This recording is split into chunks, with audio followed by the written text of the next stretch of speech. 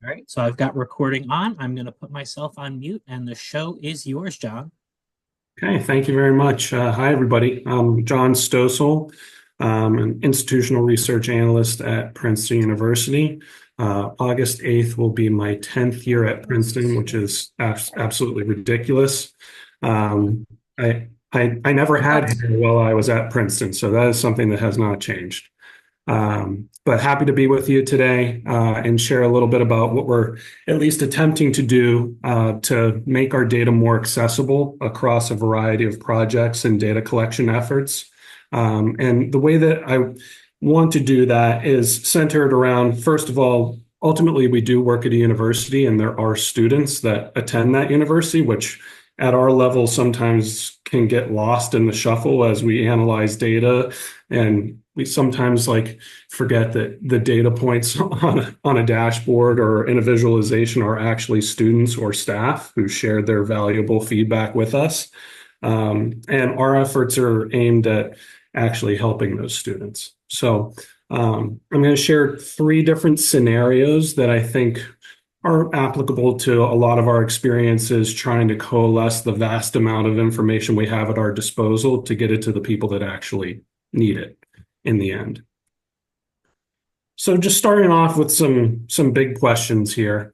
Um, when we say that we produce resources in institutional research to support strategic planning purposes, do we actually meet the needs of the, strategic planners? When we provide and hand over data, is it packaged in a way that would ultimately be useful to them, or is it just useful to us as the analysts? That could be quite different sometimes. So knowing your audience is important, which is kind of what led me down this path in the first place.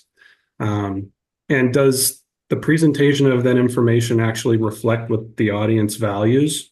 So are you pulling together something that you think might be useful to the recipient versus what you know would be useful to them because you asked for their feedback in the first place? I think recipients of data tend to be reticent to tell you what they want because they're looking for you to tell them what they want. But it would be more useful to them if it reflects what they actually value and keep track of over time. Sometimes encouraging that can take years. And then this might be the most important thing is scaffolding. And I come from an educational background, so I tend to think this way is if a person isn't prepared to consume the data that you're sending to them, do they, just simple skill type things like knowing where to look, or they're interacting with Tableau or Power BI, or are you teaching them how to actually use the tool and making it comfortable for them in the first place, as opposed to just, turning the faucet on, expecting them to automatically know everything there is to know about the data point that you're sharing with them. And that could be like one data point in isolation. So have we scaffolded the skills or practiced them enough or made them simplistic enough at the start to prepare them for deeper dives into what's available? So these are sort of the big questions that always floated around in my brain that I was always kicking around, which led me to this specific strategy for better or worse. So first scenario here is the helpful data that people need is spread out across many, many, many resources. In particular, the data that relates to the experiences of undergraduate and graduate students. In some cases, for our senior survey or year-end assessment, or entering student survey or graduate student survey, which is a little bit more infrequent, there are 50 or 60 dashboards, depending on the topic that you're interested in, that could be really, really useful to you or totally unfocused and useless to you, depending on which audience member you are. So one of our customers, if you want to call them a customer or partners lately, has been Campus Life, which is a convenient partner for us because they are actually right across the hall from our office.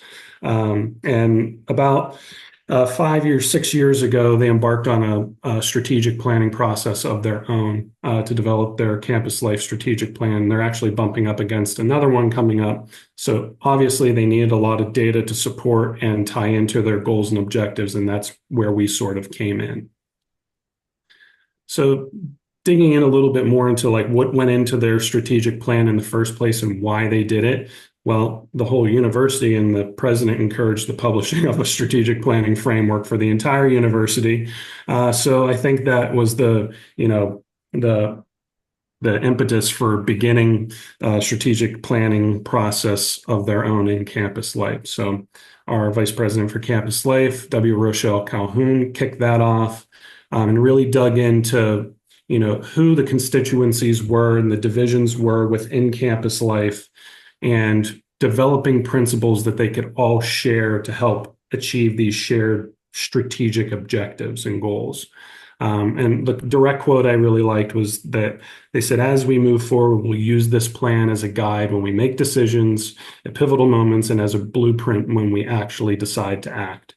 And again, how does data fit into this whole thing? And how do we feel like we're actually actively involved in supporting strategic planning? Well, I think goals and objectives should be like catnip to us as institutional research analysts and directors, because that's actually informed decision making, and people could tell us based on their goals and objectives what they actually want to measure and what some intended outcomes might be.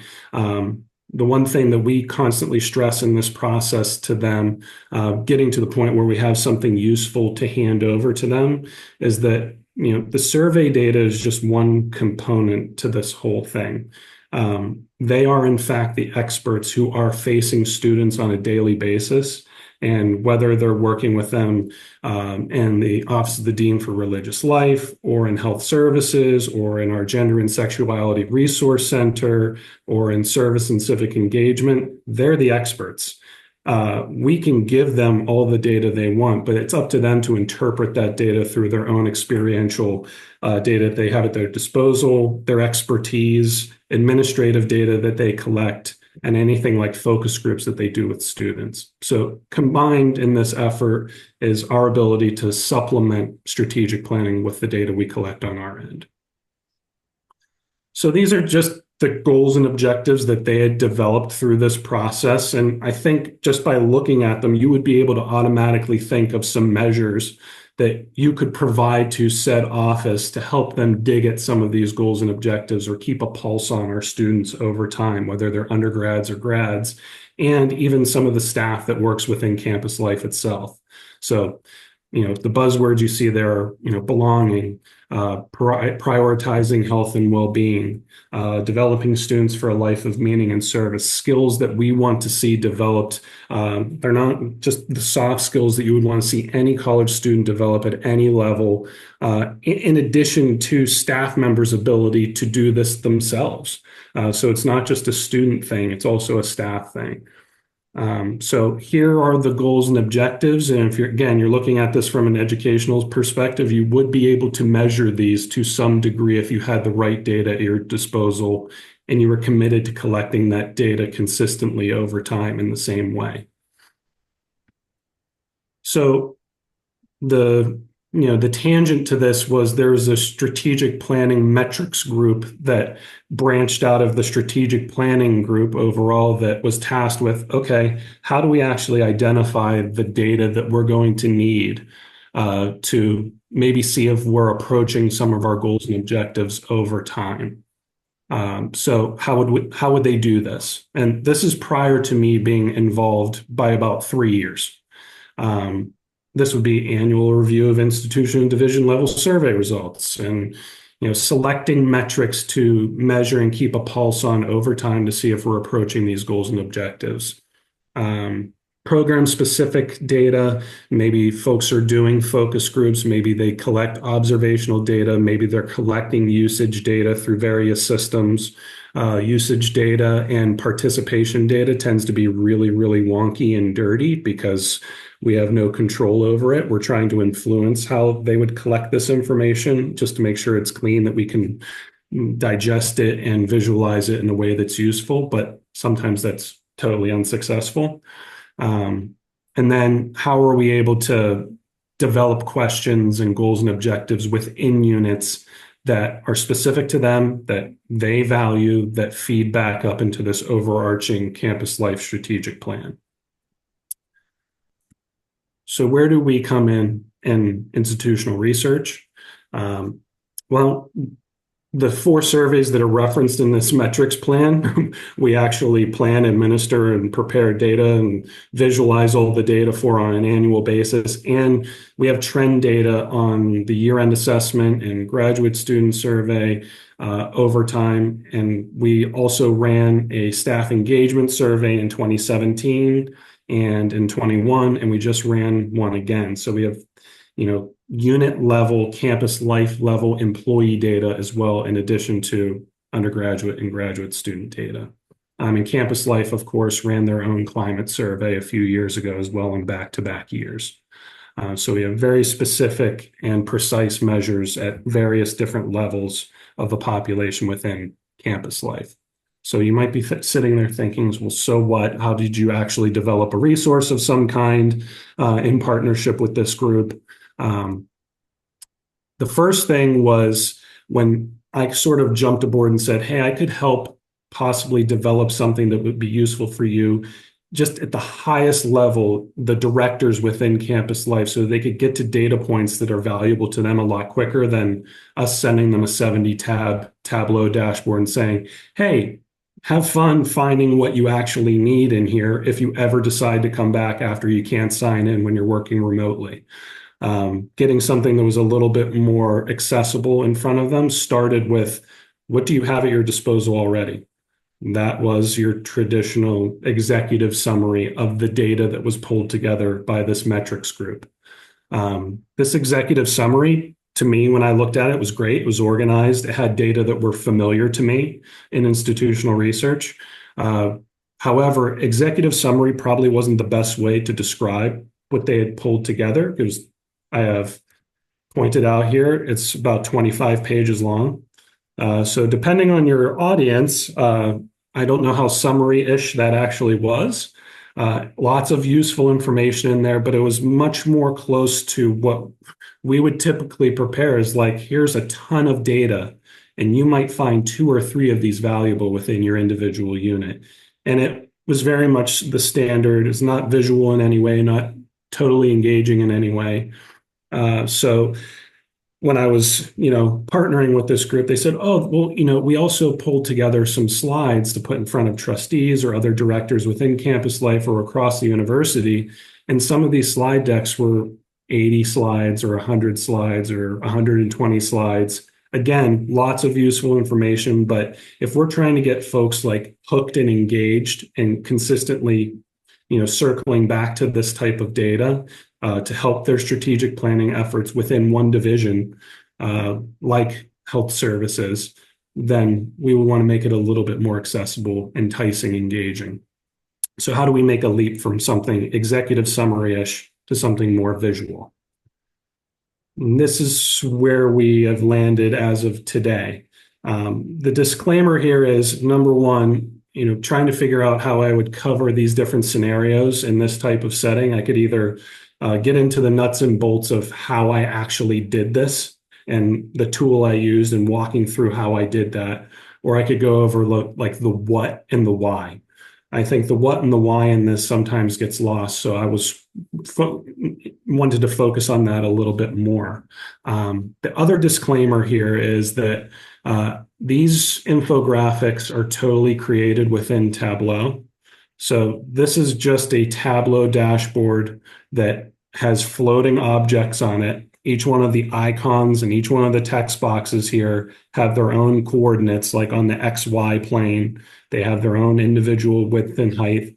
And all that led me to do that is just playing around forever and figuring out what worked best, what the point of no return data point wise on one screen was, and then figuring out, okay, most people are going to want this landscaped and they might ultimately want to print it.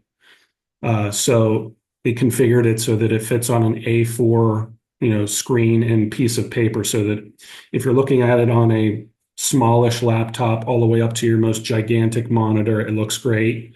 And then you could also copy that image and pop it into a Word document and print it out, and you would have a physical resource in front of you. So that's the static component of it. And the design component, If you're not a Tableau institution, you could do this in Power BI. If you don't have either of those tools, you could do this in an Adobe suite. If you don't have that either, you could create one of these in Microsoft Word or in PowerPoint just as easily. A lot of these fonts are Microsoft-based fonts that you could pop into a Word document fairly easily and link out to different resources, however you see fit. But most of it is playing around with design. That's the static component of this.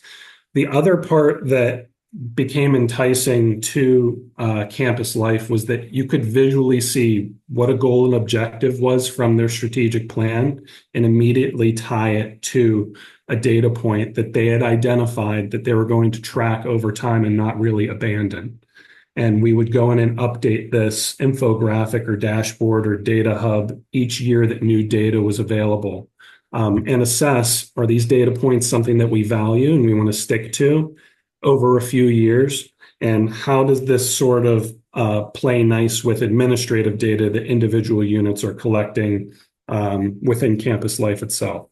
So I thought this particular goal, developing students for a life of meaning and service, was a good one to show because it does combine the survey level data in that top row, which comes from the year-end assessment, the senior survey, with data in the gray box that is more administratively collected by units in campus life. So those are the number of interns in a summer social impact fund program, the Lens program, how many folks actually participate in Office of Religious Life programming and events over a given academic year, and how these data points all seem to dig at or approach addressing our goals and objectives being met within that broader campus life plan. The other thing that was attractive is that these are all clickable. If you do have Tableau, they sit in their own little dashboard, which is why I have no idea what to call this thing in the first place. You could call it a website. I mean, I think you're like, oh yeah, you're a genius. You invented a page on a website.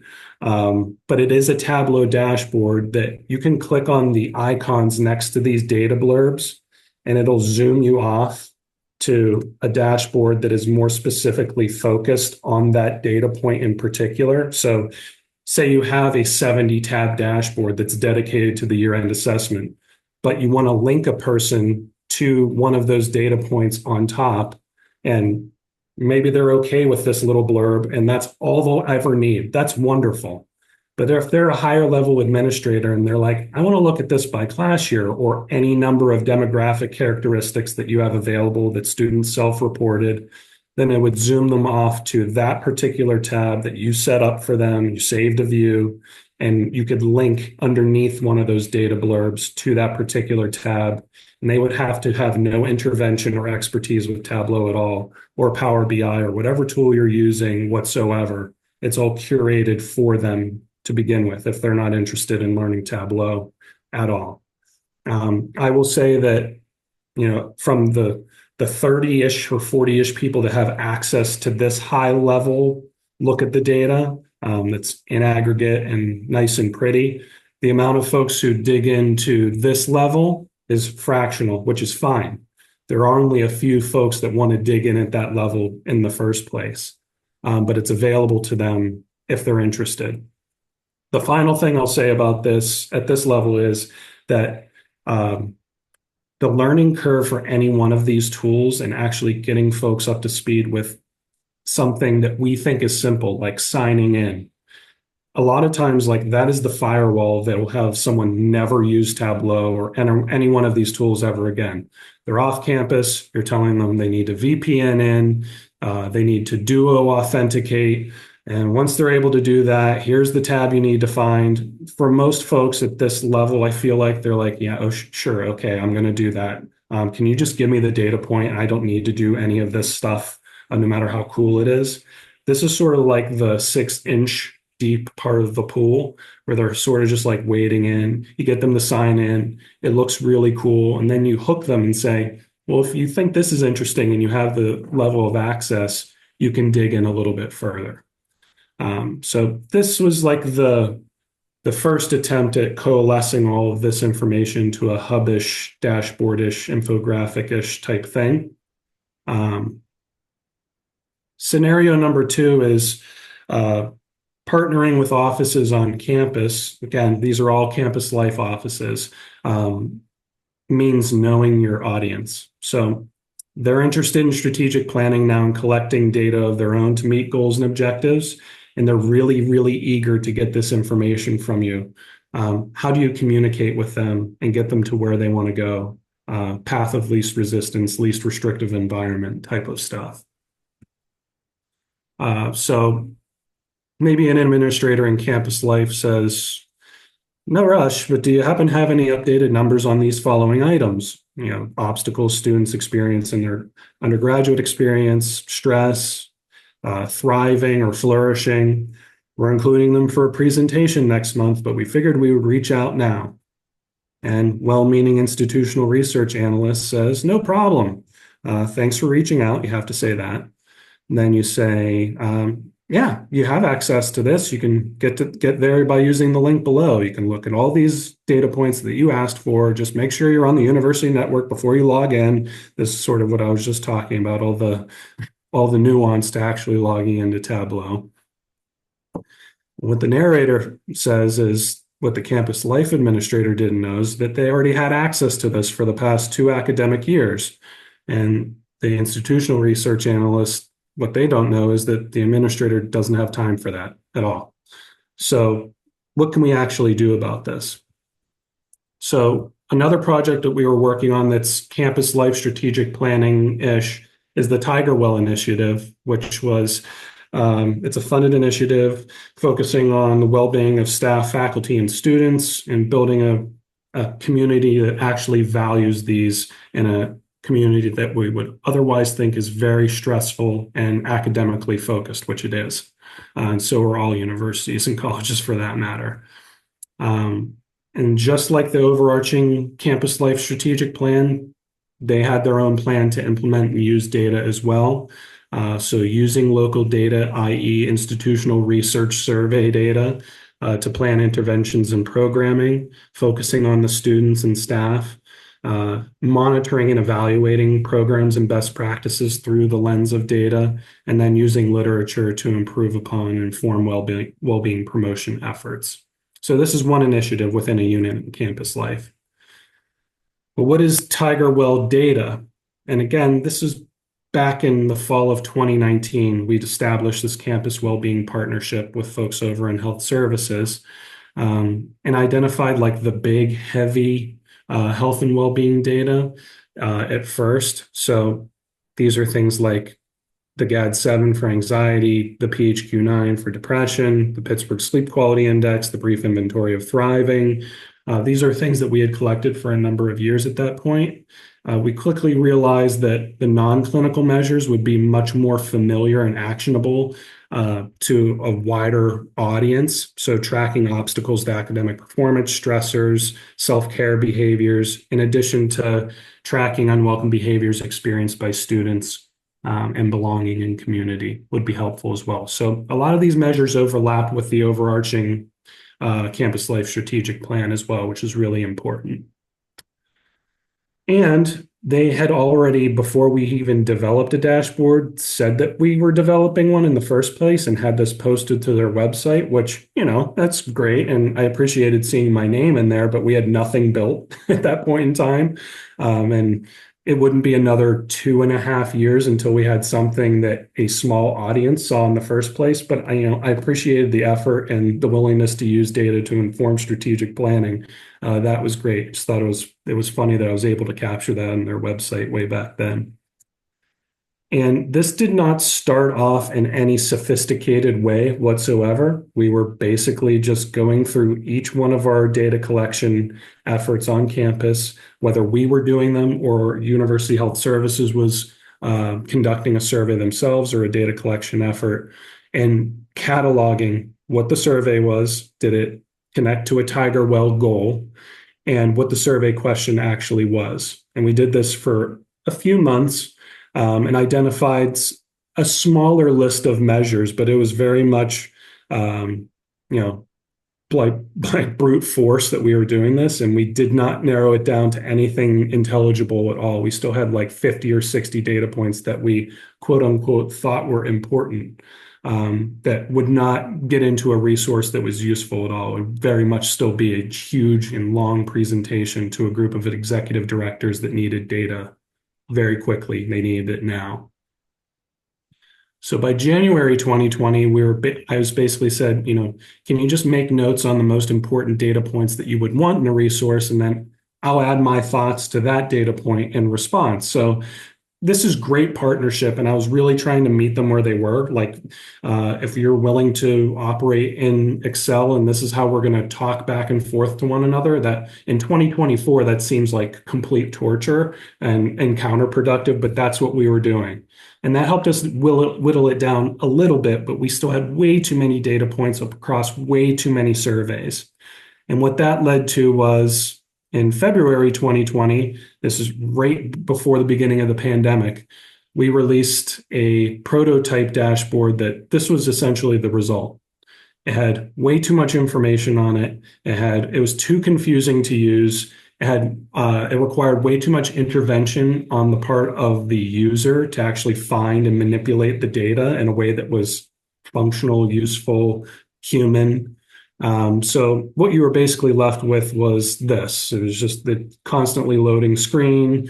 Filters didn't work. Things were broken. And at that point anyway, we kind of had to shift focus because of the pandemic. And we ended up revisiting this after about a year. So that allowed us to step back and say, well, who's the audience for this data in the first place with respect to strategic planning? And what do we actually want? Well, we want that linkage between goals and objectives and measures, and keeping a pulse on those measures over time. A central hub, I think they're the ones that coined the term hub. That's why it kind of stuck with me over time.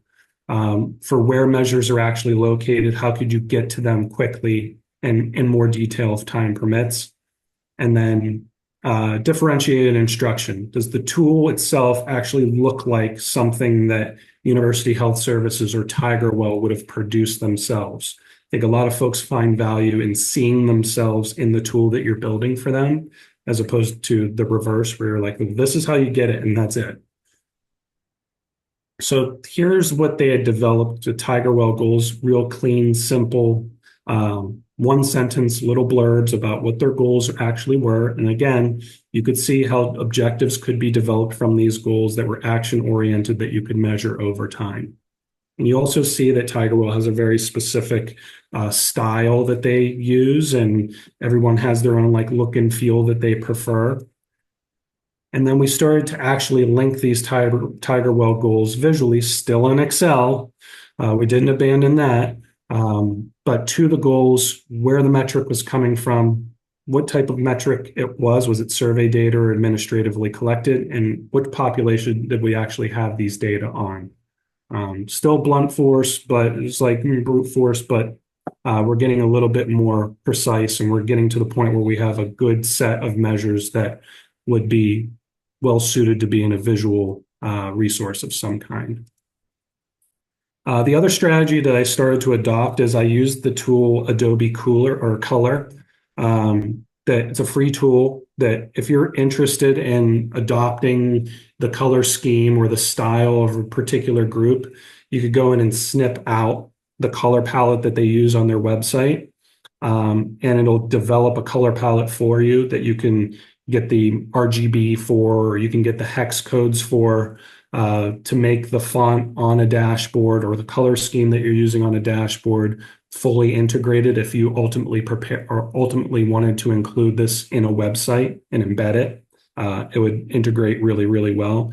You could also pull their fonts if you want to inspect their web page for the fonts that they're using. You could lift their fonts as well, so that you could look like you were a fancy consultant that got paid a ton of money to help them out with this resource. And what we arrived at, okay, you can see that the same idea is getting administrative data that they collect and survey data that we collect in the same space. And it could be a static resource that just could be printed and facilitate a discussion at a meeting, or you could click on any one of these data points. If you're a higher level, you're an executive director within UHS and you need data cut by demographic, you might pick any one of those promoting individual skills and behaviors. That's what you're focused on as ex-administrator, and you need that data now. That data point in isolation might be great, but it would link you out to those practicing self-care data points on another dashboard somewhere else, and it would whiz you away to that. So quickly transitioning to scenario 3 is something I run into pretty constantly myself in this whole data hub, dashboard, infographic world. You meant well, but you perpetrated information overload, which I do this constantly. And a great example of this was working with our Center for Civic Engagement, again, another office within campus life. So a new staff member within the PACE Center had reached out to me a couple of years ago and just said, I'm new here. I do have an institutional research background, which was awesome. I'm looking for data to support our own strategic planning. Would you be willing to help me out? I'm looking for data on our students. And I was super excited because I saw that. I was like, oh, there's a person who's an IR professional who is now working for this center and interested in data. And then I just totally went crazy. And this is an actual email I sent back to a human person, which was, okay, I'm happy to help you. Here's the data. Here's a link to the data. Here's everything you would ever need to know about how this data works and how this resource works.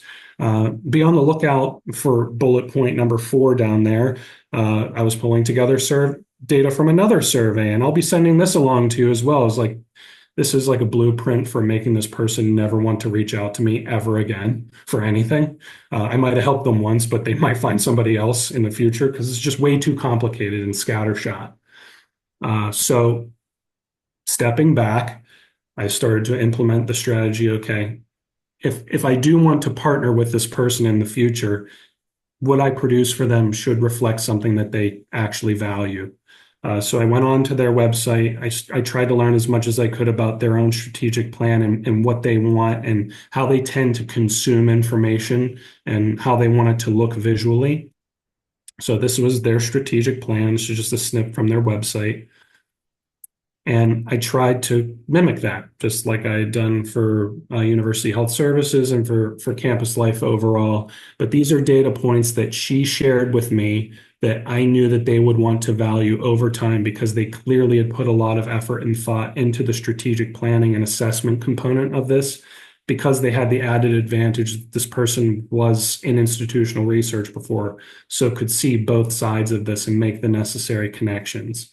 You know, it's a repeatable, simple, once you get things set up and you find your style or your methodology, it's fairly straightforward to produce these types of resources depending on the office that you're interacting with.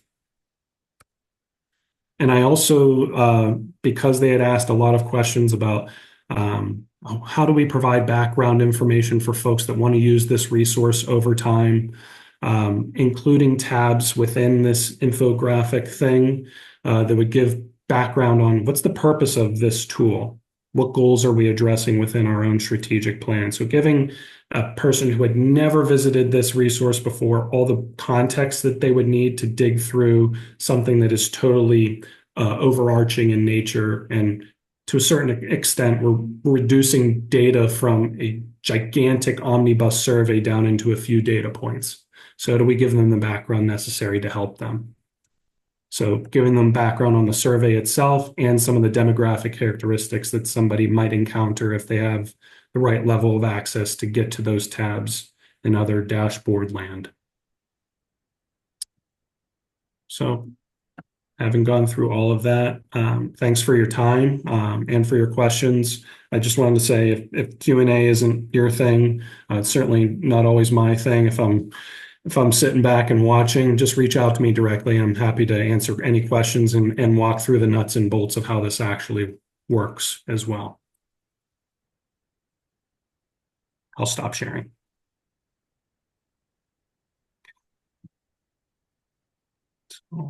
Awesome. Well, Jon, thank you so much. That was really interesting. I am about to be building assessment dashboards all over the place over the next couple of years. So this was going to be very helpful for me on the assessment side. We did have one question about where you made the infographic. Thank you, Alyssa, for chiming in. That was Tableau. I did find it very cool. Somebody mentioned landing dashboard Mhm. as an idea for calling that. Yeah, And yeah, that's great. I actually, it's funny. I label that when I'm saving the link for how to get somebody to this thing. I always label that landing page, just so I know. So I guess that's a great idea. all right. And it looks like you have a whole bunch of questions popping in, so I will let you process Hmm. those and answer because we do have a bit of time. So So how long does this generally take? At the beginning, I'm not going to lie, it takes a lot of playing around, and I mean, playing might be code word for like agony, because if you're a totally anal retentive person, which I think our field probably attracts, you want to find where on the grid in Tableau or whatever tool you're using. I don't want it to be Tableau centric because you could do this in a lot of different tools. You want to figure out where those data points go and how many data points you're looking to link folks out to. So there is a critical mass of about 15 or 20 that playing around or a certain level of agony will get you to. But once you have that basic format in place and a template, you would want to save, where do I put all of these things? And I do that by literally writing it down or having a Word document that tells me where everything goes. And then you have a reusable template that you can use over and over again and tweak stylistically, but more or less it looks the same, which hopefully that shined through. Like those were slightly different, but all basically the same format. Um, I see that folks were asking about, can you share those in Tableau Public? Yeah, that it's it's easy to create one of those dashboards that really doesn't include any filterable data on it. It's just a resource or it's an interactive table of contents to get people to a tab within that same report that'll just open in a different window. So that's the user-friendly component of that.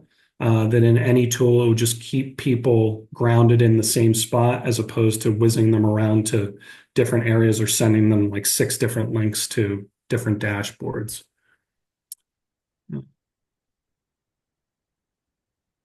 Trying to get to any other questions. And there are a number of tools like Canva has infographic type tools that are for free that would help to facilitate like the style, the control over style and keep things simple. It actually forces you to be fairly simplistic. I oftentimes like the typical user who has access to a questionnaire will say, we want all of these data on this. Can you make this on one page? Which is practically impossible, which if I did have hair still, I'd be losing a lot of it. So that just requires building relationships with folks and saying like, hey, if you want this to be accessible to a broader group of folks and not visually overwhelming and engaging, then we're going to need to be a bit more precise. If I missed any questions and it's like a burning question, please feel free to speak up or just ping me on by email. I'm totally happy to engage and answer any questions that aren't fit for public consumption. and I did pop the I found that Adobe Color tool you were talking about that looked fun. I popped that link in the chat when I found it, so I'll probably be investigating that because that sounds Yeah, fun. yeah. I enjoy weird things like that.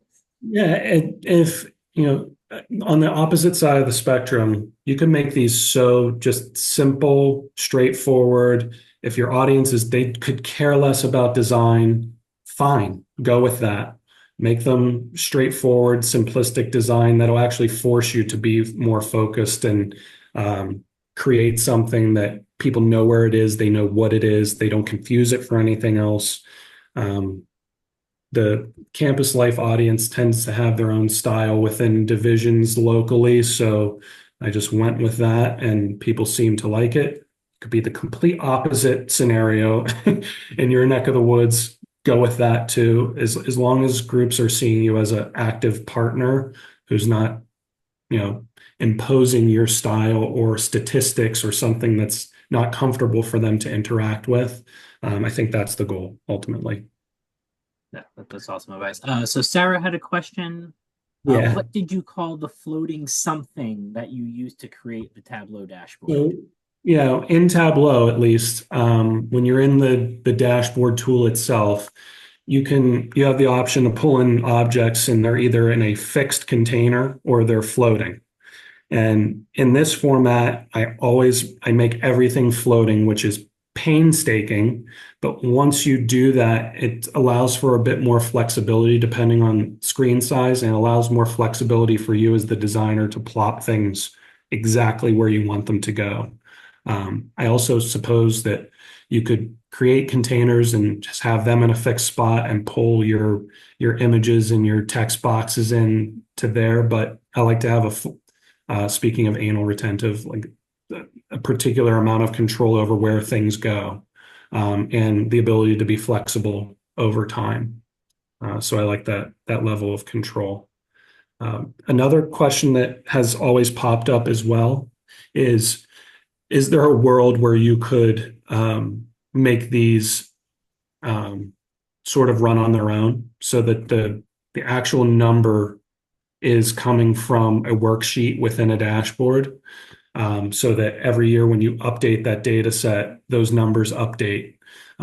Again, you totally could, but then you are beholden to those data points over time, and at least I think it makes you sort of hemmed in to sticking with that, as opposed to being flexible. And if you need to pop something out and pop it back in or rearrange things, which I'm constantly rearranging things, then you wouldn't want to do that, because you would tell folks like, hey, look, your inclination would be to say, hey, we included this data point, we can't move it anywhere, and it's a pain to do in whatever tool you're using. To eliminate that possibility, I just have everything totally controlled by me, for better or worse.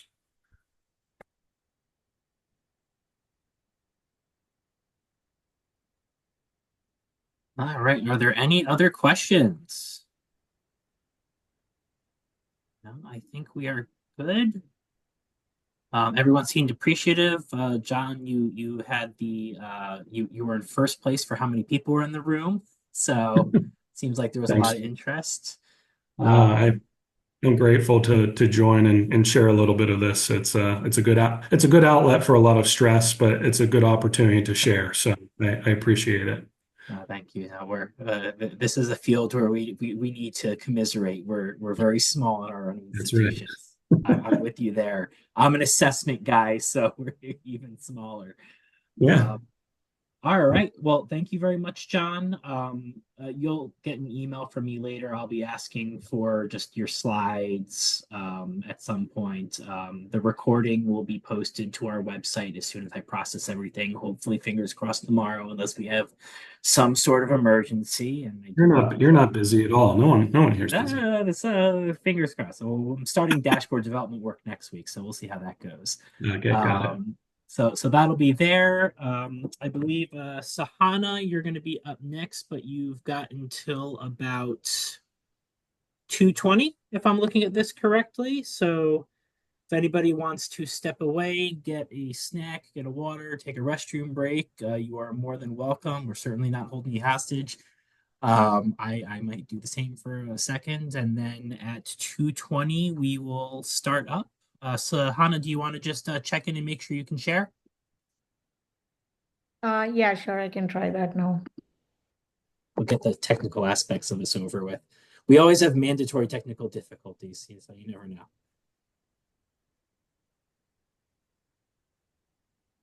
Let me see, I'm sharing. Perfect. Okay. And I can hear you, I can see it. So we'll go ahead and give folks about 20 minutes. I'm going to put myself on mute and off video, and I will be right back. And if you're not in this room, everyone, for the next round, enjoy the rest of the virtual conference.